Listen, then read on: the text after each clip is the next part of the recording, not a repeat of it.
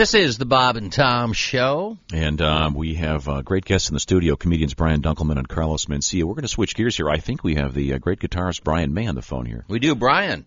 Tom? Bob? Yes, how are you? I'm very good, thank you. Yes, I'm speaking to you from Barcelona. Barcelona? Yes. Brian, the Olympics are over. Yeah, all right. Nobody told me. A long time ago. Yeah. Hey, Brian, we've had a chance. It's like Miami down here. We've had a chance to do a little preview of the new Queen project, Queen Goody. plus Paul Rodgers, The Cosmos Rocks. Goody. And it's a rockin' album. You want to tell us about a little bit of background on the project? Well, it was kind of a logical step for us because Roger and I teamed up with Paul Rodgers about 3 years ago now, and we went out. We did a couple of big tours, as you know, including not too far from you guys. And the next step was to go into the studio and see what happened, and that was just what we did. And I'm pretty happy with what happened. It was, it's never a straight line in the studio. You go off on all sorts of strange kind of tangents, but we all brought something in, and a lot of things worked out very good. I feel like it's an album to be proud of, and I'm happy to be out here able to play new stuff as well as the old hits that people want to hear, too. You got to do some of that. Yeah. So it's good. Yeah, it's Paul Rodgers has been on our show in the studio a couple times, and he has one of the great voices in rock and roll. I mean, He's incredible. You can pick Absolutely. it out instantly. One of the cool things about this album that I liked was it still has that Queen touch, particularly the background vocals, and of course your guitar playing. Yeah. Now, I want to ask you real quick: are you still playing the famous guitar that you built with your dad out of the? Yeah, wasn't it? Same one. Yeah, she's still here with me, still going strong, still not been refretted in 45 years or whatever it is. Yeah. And you, am I correct in saying you made it out of an antique mantle? Yeah, bits of stuff that were lying around, including a fireplace. Yeah, that's right. She still works. That is incredible. Now, do you travel with that guitar? Yeah. I've never played a gig without it ever in my life. Wow. It has to be one of the legendary instruments in the world of rock and roll. I think that probably in McCartney's Hofner bass. Yeah. I was looking at a program on Les Paul the other day. I was thinking I have a lot in common with that man. Yeah. Our guest is Brian May, the distinguished songwriter, guitarist from the band Queen. Can I ask about way back in the day when you guys made your albums? I know one of the things that, at least if my reading is correct, you guys didn't use synthesizers for the most part early on. That's right. Obviously, a lot of multi-tracking, but when you would get up there as a foursome, to recreate that sound had to be kind of a challenge. Yeah, well, there's a few stories to that, really. I mean, the reason that was on there, no synthesizers, was because we did a lot of multi-tracking and a lot of guitar harmony, orchestra kind of things, a lot of backing vocals.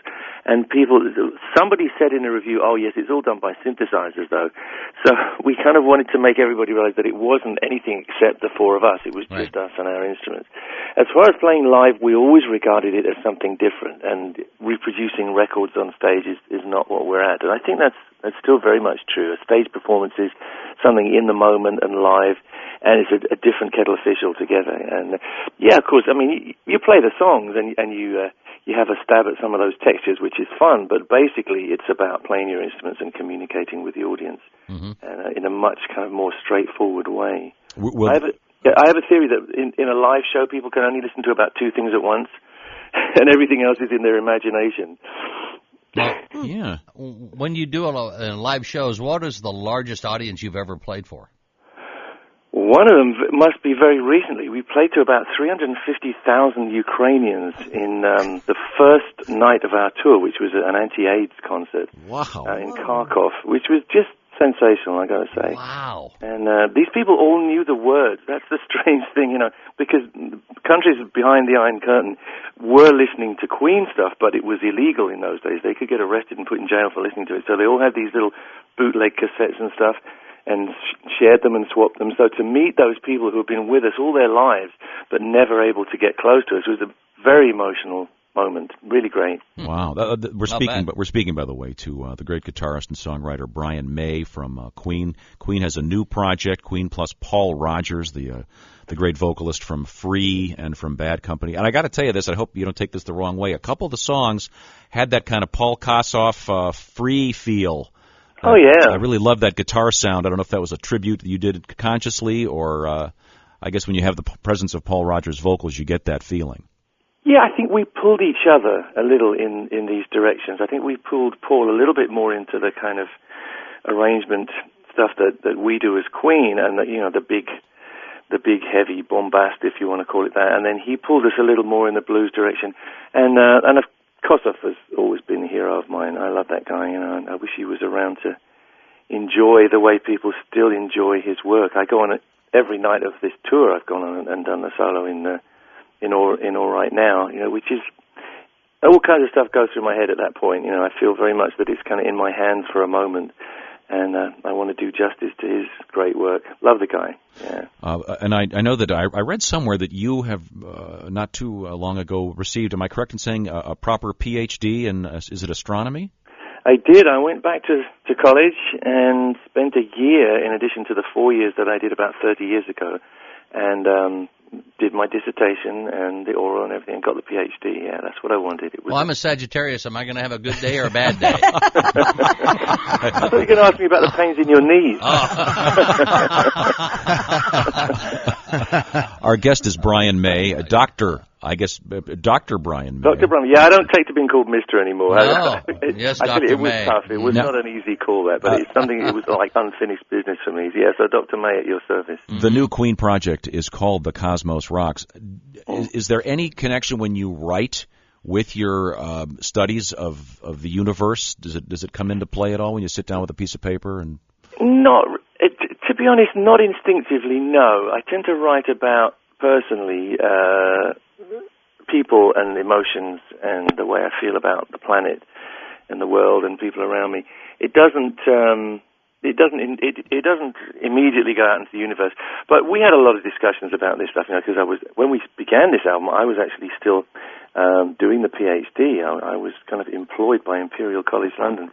So there were a lot of discussions, and I also wrote a book which is called Bang, the Complete Guide to the History of the Universe. Mm-hmm. So all these things were lying around, and they became part of the background of us in the studio, I guess. Wow. Some of it's tongue-in-cheek, Roger had this song called The Whole World Rockin', and it's on there now. You hear it starts off with the whole house rocking, and then the whole town rocking, the whole world rocking, and I went, well, why don't we have the whole universe rocking? So that's kind of, and it's just for fun, it's not a serious comment on cosmology, but it's just fun to think that, yeah, you can get the whole cosmos rocking, so that's kind of how the thing took shape. And there's a few little allusions in there to the cosmos. Oh, I'm just glad you put that subtitle on your book called Bang, because you get a rock star writing a book called Bang. It's not about the universe. It might be about the universe. Well, what are you guys thinking? Now, I know there's a few Hollywood stars that have supernovaed, I'll tell you that. We were listening a little bit to the song Celebrity. Yep. Yeah. And it's about something we've talked about on this show, which is this whole thing that everybody wants to be on TV, and they somehow think being on TV is going to make them a better person. And it's a great tune, by the way. But thank you. An important commentary for our times, I think, that being on TV. I think it's an interesting lyrical idea, which came from Roger. It was his kind of comment on the cult of personality, I suppose, and the cult of fame for its own sake, which to us is a very alien concept. I don't think it really makes people very happy, but it's taken over the world for a little while, hasn't it? It certainly has. Once again, our guest is Brian May, the guitarist from the great band Queen. If we could go way, way, way back, Brian, what was the very first band you were ever in? Did it have a cool name? Ooh, the first band that I had at school was called 1984, which was a very futuristic name in those days, because we're talking about 1970 or something. Mm-hmm. No, way before. No, 1960s. Yeah. And 1984, we named it after the George Orwell book, of course. Mm-hmm. And was it post Beatles, your first band? Kind of during Beatles, I suppose. Yeah, okay. Yeah. Our influences. Yeah, I was always influenced by the Beatles, always. But that's a nice literary name. Did you ever have any sort of psychedelic? It was kind of psychedelic, to be honest. Yeah, it was the time of sort of plastic fairy tale discotheques and stuff, which we used to play in, and people had tie-dye T-shirts, and we did all that. And then we kind of broke up, and when I went to college, I started a band with Roger, our present drum expert, which was called Smile, and that's when we really started writing our own material seriously, and that's when we met Freddie, who was to become quite an influence in our lives. Indeed, yeah. And I know we were talking earlier that your guitar famously handmade by your father and yourself. Yeah. Are you a self-taught guitarist as well? Yes, I guess I am. My dad taught me the chords on a ukulele banjo, George Formby style, so I had a little idea of what chords were, and I had piano lessons, which were really pretty crucial to me. I think 5 years piano lessons, so I got to understand what is inside music, what makes it tick melodically, harmonically, rhythmically, and whatever. But as far as guitar, I just listened to people that excited me, and those people were, starting with James Burton, Hank Marvin, Les Paul, and then Jimi Hendrix kind of blew my world apart. Everybody's apart, yeah. Do you ever go back and play the ukulele? I do. In fact, I just bought at auction one of George Formby's favorite ukuleles, which is a real treasure. And I thought I would give it a good home for a while before I send it on my way. It's wonderful to pick it up and see all the kind of marks of his playing it. It's a really well-loved instrument. Beautiful tone. Beautiful. Brian, you don't realize this, Brian. We're speaking with Brian May from Queen. Brian, you're talking to a guy who owns a beautiful ukulele. Bob over there has a beautiful pearl inlay. Where'd you get that uke? It was handmade by a guy named Chuck Moore out of Hawaii. It's just fabulous. Absolutely beautiful. And, of course, Bob has a naked woman inlaid into it. It goes without saying, Tom. Very nice for him. Brian, there's also a legend, and I don't know if this is correct, but I'm going to ask anyway, that when you play, at times you use an English sixpence coin as a pick? That's what I use all the time, yeah. And I don't use it for acoustic, but for my electric playing, yes, I always use a coin, yeah. It's your strings last? Yeah, the coin, strange enough, is a lot softer than the steel strings. So it's not a problem. It's nickel silver, those old English sixpences, and they. Do you have like a whole bunch of them glued to the mic stand? I have them everywhere. Yeah, and does it hurt when you throw them in the audience? I have them as earrings. My eyes! It's some of the odd things in the world of rock and roll. The Dwayne Allman Coricidin bottle and the Brian May sixpence. I guess that explains why you're one of those guys, Brian. That has a sound like no other. Yeah, you hear some of those, the way you play and you go, oh, yeah, that's Brian May. The same way you'd go, that's Carlos Santana or that's Jimi Hendrix. Just having your own voice. You. Thank you. Well, I think the great thing about the guitar is it does let people's personality come through. You can have two guys and you'll teach them the same chords, but they'll come out completely different because everybody has a personal feel. So, I love that. I love that in guitarists. And guitarists, you notice guitarists are never really competitive with each other. They're always going, oh, yeah, I like that, to each other, because we're all different, and that's the wonder of it. Yeah, they like sharing and showing off. And definitely, there's no secrets between guitars. Yeah, I've noticed that. I love that.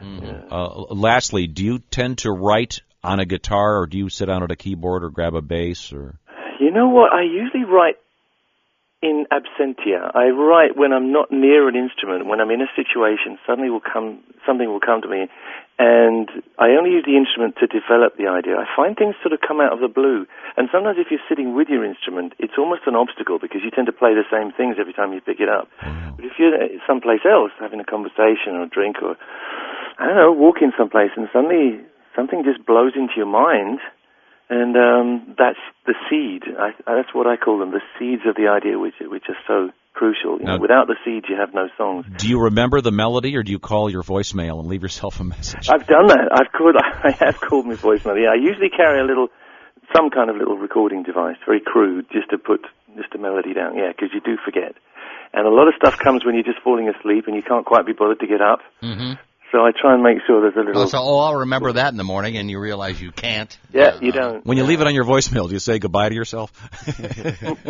Hi, Brian, it's me, Brian. Because I need a big hug. Brian, I know you have to go. Two things. Thanks for, A, taking the time to talk to us, and B, thanks for all the great years of music, and congratulations on the new album, The Cosmos Rocks, Queen plus Paul Rodgers. We have a direct link at bobandtom.com. You can find out all about the new album by going there. Thanks, Brian. What a great pleasure. Thanks, Bob and Tom. Bye-bye. See you later. Well, he's the world's coolest guy. Nice guy. We got to get him in the studio. That'd be nice. I was going to ask him if he's bringing the tour to the States.